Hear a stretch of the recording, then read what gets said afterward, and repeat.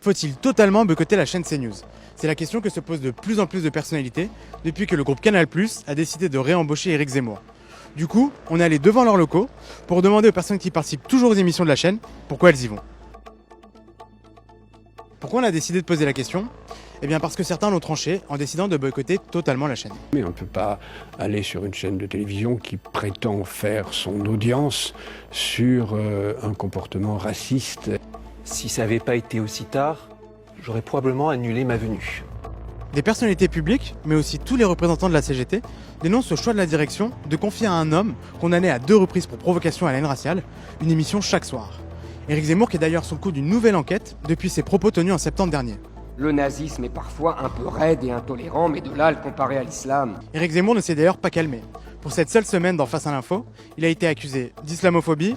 Elle a un comportement de colonisateur qui impose son mode de vie aux Français. D'homophobie. Les homosexuels choisissent leur sexualité? Moi je pense que oui. Et de révisionnisme. Vous avez osé dire que Pétain avait sauvé les Juifs. Français. Ou avait Précisez, sauvé les Juifs précisez, français. français. C'est une monstruosité. Oui. C'est du révisionnisme. C'est encore une fois le réel. Non. Alors certains invités qui continuent d'aller sur cette chaîne n'avaient pas vraiment envie de s'expliquer. La sénatrice Marie-Noëlle Lienemann s'est d'ailleurs rendue chez Pascal Praud ce mardi pour la première fois. C'est la première fois que vous venez à Marie-Noëlle Lienemann. Alors il y a des pauses. Non, c'est fini, c'est la pause. Il faut que je lance parce que... Et quand on l'a contactée, elle n'a pas voulu nous dire pourquoi.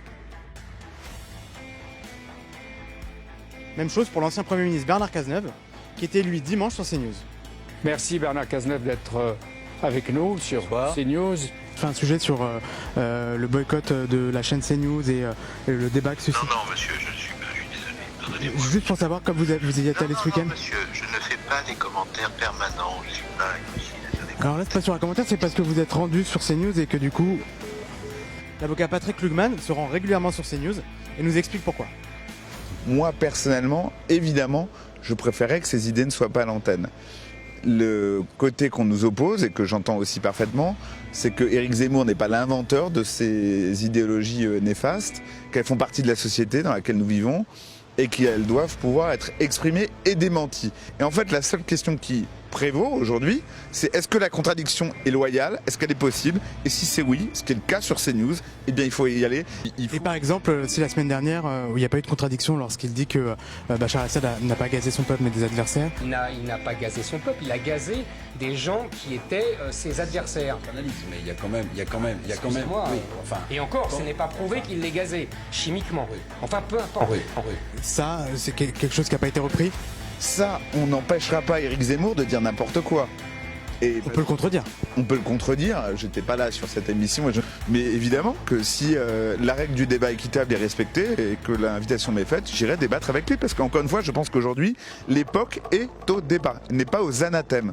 Et du coup, lorsque Christine Kelly suggère qu'on pourrait inviter Dieudonné, Vous prendriez Dieudonné en face d'Éric Zemmour? Mais pourquoi pas? Ah oui. D'accord, pourquoi pas? C'est oui, pourquoi Bah pas? si, bien sûr que si. Pourquoi pas? Voilà, donc Alors là, je pense que c'est encore différent, puisque Éric Zemmour est quand même un idéologue, mais il n'a pas pour but exclusif, je pense en tout cas, de vexer ou d'offenser des gens. le député En Marche Bruno Bonnell l'assume aussi. Écoutez, moi je pars du principe simple qu'en démocratie, il vaut mieux faire face à la bête que lui tourner le dos. 4 ans parlementaires par semaine, si on en accorde autant à d'autres tendances. Ça s'appelle la démocratie. Vous pourriez débattre avec Dieudonné. Non. Alors là, je ne serais pas avec Dieudonné pour une autre raison. Monsieur Dieudonné, il n'a pas choisi d'être un éditorialiste, il a choisi d'être un humoriste. Enfin, il y a ceux qui acceptent tout simplement de débattre avec Éric Zemmour. Les journalistes Mohamed Sifaoui et Éric Revel n'ont pas voulu s'exprimer. C'est pourquoi vous choisissez d'y aller alors que... Non, je vais pas passer ma vie à parler de Zemmour, c'est bon. Moi j'ai fait un livre sur Zemmour. On fait un sujet sur faut-il débattre ou pas avec Zemmour. Oui, mais là, si j'y suis, c'est que Ouais. je sais Vous pas. n'avez pas 2 minutes? Non, je suis désolé. Le philosophe Bernard-Henri Lévy y a participé lundi. Moi je vais surtout parler des Kurdes ce soir.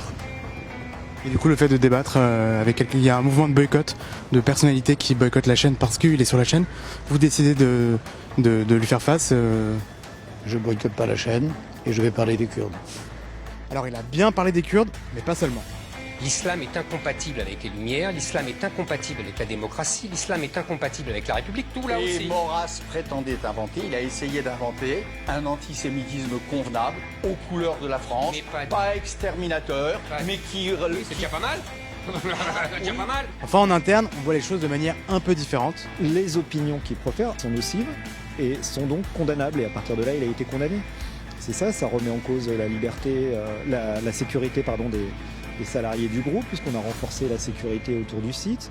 Il y a des reporters qui sont sur le terrain pour la chaîne CNews qui ont peur parce qu'on leur dit vous êtes la chaîne de Zemmour. Il y a quelque part une mise en danger des salariés pour faire du buzz. À la base, c'est quand même une chaîne d'infos. C'est vrai que c'est une question. Est-ce que c'est la place, est-ce que c'est aujourd'hui cette émission à sa place sur une chaîne d'information en continu? C'est une vraie interrogation.